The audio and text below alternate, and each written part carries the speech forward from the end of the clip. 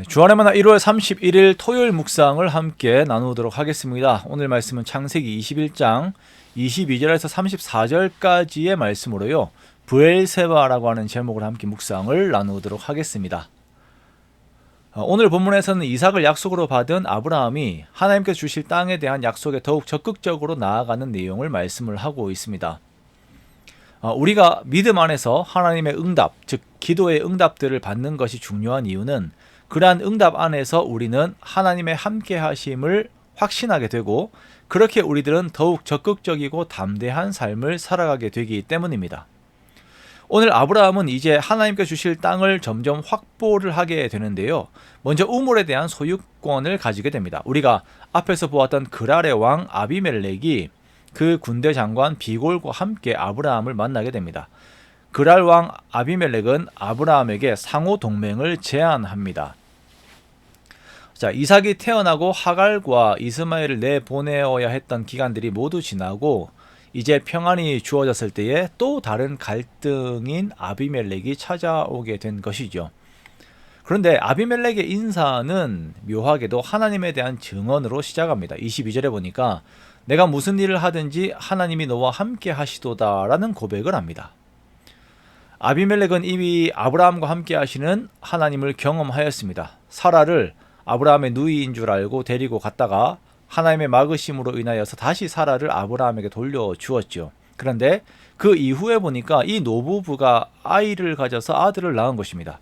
그래서 아비멜렉은 자신에게 일어난 일이 이 아들을 위한 하나님의 간섭임을 알았을 것입니다. 그리고 아브라함에게 주어진 재산과 그의 위세가 하나님께서 그의 삶을 축복하신다는 것을 보여주시는 증거가 되는 것이죠. 그래서 아비멜렉은 아브라함에게 하나님 앞에서 동맹을 맺자라고 제안을 합니다. 하나님의 복을 바라보면서 그 복으로 함께 들어오고자 하는 아비멜렉의 모습을 우리가 보는 것입니다.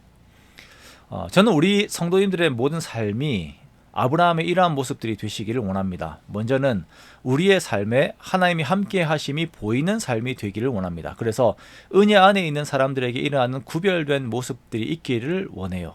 그리고 그 내용들이 복으로 주어져서 그 복을 함께 나누며 그 복 안에 사람들이 함께 들어오는 일들이 있기를 원합니다. 이것이 예수 그리스도 안에서 주어지며 그리스도로 인하여 주어지는 모든 삶의 풍성함들이 그것이 정서적인 것이든 물질적인 것이든 그 모든 풍성한 것들이 나누어지는 삶이 우리들의 삶이 되기를 원합니다. 이렇게 아브라함은 아비멜렉과 상호 동맹을 맺습니다. 이때 아브라함은 우물 문제를 거론을 해요. 아비멜렉의 종들이 아브라함의 우물을 빼앗은 일들이 있었기 때문입니다. 건조기후 지역에서 우물은 모든 것의 원천이 되지요. 생존과 땅의 소유, 거주권, 그리고 나아가서 공동체 간의 관계를 결정짓는 핵심 자산이 바로 이 우물입니다. 아브라함은 아비멜렉과 우물 소유권 문제도 확정하게 됩니다. 아브라함은 아비멜렉에게 양과 소를 주고 언약을 공식화합니다. 또한 아브라함은 암양 새끼 7을 더 주면서 자신의 우물 소유권을 확증하는데요. 이렇게 소유한 우물의 이름을 7의 우물이라고 하는 의미를 가진 브엘세바로 짓게 됩니다. 자, 이렇게 아브라함은 우물을 소유하게 됨으로써 하나님께서 주실 약속의 땅에 대한 언약이 구체적으로 실현되게 하는 것을 보여주고 있습니다. 이 브엘세바에서 에셀나무를 심고 여호와의 이름을 부르며 하나님을 예배하였습니다.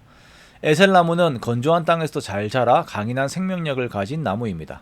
앞으로 태어날 후손들이 이 나무와 같이 약속의 땅에서 강하게 번성할 것을 바라는 마음이 담겨 있는 것입니다. 그리고 하나님을 높이고 하나님을 영원하신 하나님으로 찬양합니다. 그렇게 하나님을 향한 아브라함의 믿음이 더욱 강해지며 하나님과의 친밀함 속에 그가 있게 됨을 우리가 보게 됩니다. 브엘세바의 일에서 우리는 믿음을 향한 아브라함의 적극적인 삶을 보게 됩니다. 우리가 보면 하나님께서 알아서 하실 것이기 때문에 삶에서는 비적극적인 모습을 간혹 보이는 신앙들이 있습니다. 하나님께서 하실 것인데 내가 왜 전도를 하지?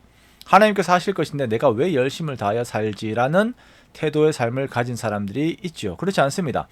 하나님의 약속을 믿는 사람들은 그 약속 안에서 성실하고 적극적인 삶을 살아갑니다.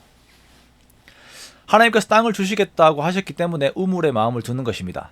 하나님께서 자손과 땅의 번성을 주시겠다고 하셨기 때문에 에셀 나무를 심고 그 약속들을 기억하는 것이죠. 우리가 그렇게 살아야 합니다. 하나님께서 복을 주시겠다고 약속을 하셨기 때문에 그것을 바라면서 삶에서 열심을 다하여 살아가는 것입니다. 하나님의 말씀 안에서 그 뜻 안에서 성실의 삶을 살아가는 것입니다. 이것이 하나님을 믿는 자들의 생명력 있는 삶입니다. 우리가 오늘을 살면서 예수 그리스도 안에서 복 주시겠다고 말씀하신 하나님의 약속을 믿는 믿음 안에서 활력 있고 적극적인 삶을 사는 우리가 되기를 원합니다. 그 안에서 주신 복들을 누리고 또한 그 복들을 나누는 복을 나누기 위하여서 복을 받는 저와 여러분의 복된 삶들이 되시기를 주님의 이름으로 축원합니다.